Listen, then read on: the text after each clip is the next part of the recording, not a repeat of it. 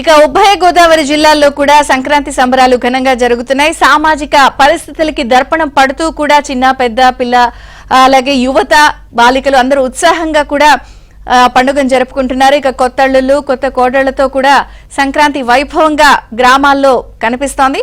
ఇక సంక్రాంతి సందడిని ఉభయ గోదావరి జిల్లాలో ప్రత్యేకంగా ఏలూరు పరిసర ప్రాంతాల్లో ఎలా ఉందో వివరించడానికి రాంబాబు సిద్ధంగా ఉన్నారు. Rambabu, over to you.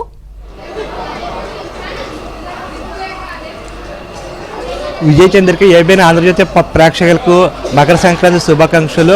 Sankranti పండుగ అంటేనే మొత్తం ఇంటిల్లి పది సంతోషంగా చేసుకునే పండుగ. కొత్త అల్లుళ్ళు వస్తూ ఉంటారు, అదేవిధంగా పిండి వంటలు గుమ్మకమ్మలు అన్నీ కలిపి ఆ సంక్రాంతి పండుగ మనం బాగా చేస్తూ ఉంటుంది. అదే సమయంలోనే ధనుర్మాసం కావడంతో ధనుర్మాసం అంతటా ప్రత్యేకంగా పూజలు చేస్తూ ఉంటారు, అదేవిధంగా నగర సంకీర్తనలు చేస్తుంటారు. అటువంటి ఎక్కువ ఏలూరులో జరుగుతూ ఉంటాయి. ప్రధానంగా మనం అటువంటి నగర సంకీర్తన చేస్తున్న బృందాన్ని మనం చూడవచ్చు. ఇక్కడ కోదండ రామాలయంలోనైతే నగర సంకీర్తన చేసి ఇక్కడ ప్రత్యేకంగా పూజలు చేస్తూ ఉంటారు. ఇక్కడ చాలామంది పూజలు చేసి వచ్చిన వాళ్ళు ఉన్నారు. వాళ్ళతో మనం మాట్లాడే ప్రయత్నం చేస్తాం. ఎందుకంటే సంక్రాంతి పండుగ మకర సంక్రాంతి పర్వదినం కావడంతో ఎక్కువ మంది ఈరోజు ప్రత్యేకంగా పూజలు చేయడానికి వచ్చినట్లు మనకు భావించాల్సి ఉంటుంది. చెప్పండి, ఈరోజు ప్రత్యేకత ఏంటండి? ఇక్కడ ఇది సంక్రాంతి శుభాకాంక్షలు అందరికీ. మరి ఏలూరులో మోటేపల్లి వారి వీధిలో వేంచేసి ఉన్నటువంటి శ్రీ కోదండ రామాలయం, ఇది మా పూర్వీకులు 150 సంవత్సరాలు ముందు నుంచి మాకు ఏర్పాటు చేశారు. దీనికి ఒక సంస్కృతి ఉంది. ఈ ధనుర్మాస సందర్భంగా నెల రోజులు కూడా నగర సంకీర్తనలు చేసి ఇక్కడికి భక్తులందరూ ప్రసాదాలు సమర్పించుకుని పిల్లలందరూ 100 మంది దాకా ఈ యొక్క కార్యక్రమంలో పాల్గొంటారు. అలాగే మహిళలందరూ కూడా భగవద్గీత పారాయణం చేస్తారు. ఉదయం 4 గంటలకే వచ్చి 6 గంటల లోపు మా కార్యక్రమాలన్నీ జరుగుతాయి.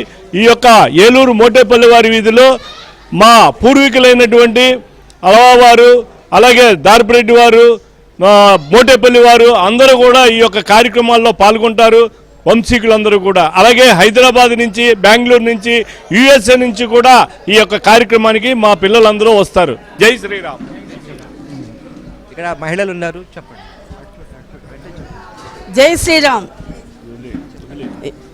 ఎంతో చరిత్ర గల దేవాలయం. 150 సంవత్సరాలు దేవాలయంలో అన్ని కార్యక్రమాలు జరుగుతాయి. ధనుర్మాసం చేస్తారు, శ్రీరామనవమి చేస్తాము. అటువంటి ధనుర్మాసం చేసే కార్యక్రమంలో కుంటుపడిపోయిన వ్యవహారంలో బొమ్మల జ్యోతి కిరణ్ గారు మళ్ళీ ప్రజ్వలన చేసి అందరినీ కూడా సమకూర్చడంలో అతిశయోక్తి లేదు. అట్లాగే మహిళలందరూ కూడాను నిర్జీవం అయిపోయిన గీత, భగవద్గీత ఇద్దరితోటి ముగ్గురితోటి ముగిన గీతని మా అక్కగారు రత్నకుమారి గారు మళ్ళీ ట్యూషన్ లాగా చెప్పి అందరినీ తయారు చేసి 25 మంది సభ్యులను తయారు చేసింది. ఆ రకంగా తయారు చేసిన వాళ్ళని దేదీప్యమానంగా చేస్తున్నారు ఈ రోజుని.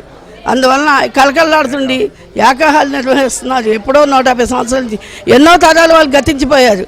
కానీ ఆ సాంప్రదాయం మట్టుకు విడివాడకుండా అట్లాగే జరుగుతుంది. పిల్లలందరూ కూడా ఉత్తీర్ణులయ్యి విదేశాల్లో ఉద్యోగాలు చేస్తున్నారు. ప్రతి ఇంటికి కూడా అతిశయోక్తి కాదు. అందరూ నమ్ముకున్నాం, అందరి ఆశలు భగవంతుడు తీరుస్తున్నాడు. సర్వే జన సుఖినో భవంతు. అందరికీ నమస్కారం. అందరికీ సంక్రాంతి శుభాకాంక్షలు.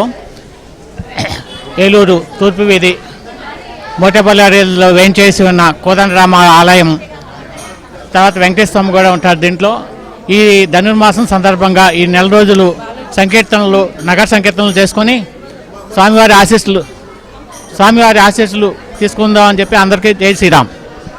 చూస్తున్నాము ఇక్కడ ధనుర్మాసం సందర్భంగా ప్రత్యేకంగా నగర సంకీర్తన చేస్తూ ఉంటారు. అదేవిధంగా ప్రత్యేకంగా ఈ పూజలు కూడా చేస్తూ ఉంటారు. అది ఏలూరు మోటేపల్లి వారిలోనే ప్రత్యేకత. ఇది దాదాపు 150 సంవత్సరాల నుంచి అయితే ఈ ఆనవాయితీ కొనసాగుతుంది.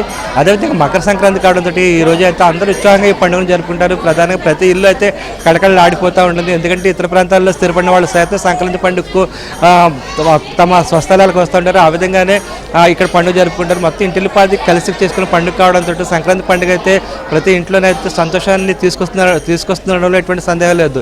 ఇది ఇక్కడ ఉన్న పరిస్థితి. విజయ్ చంద్ర.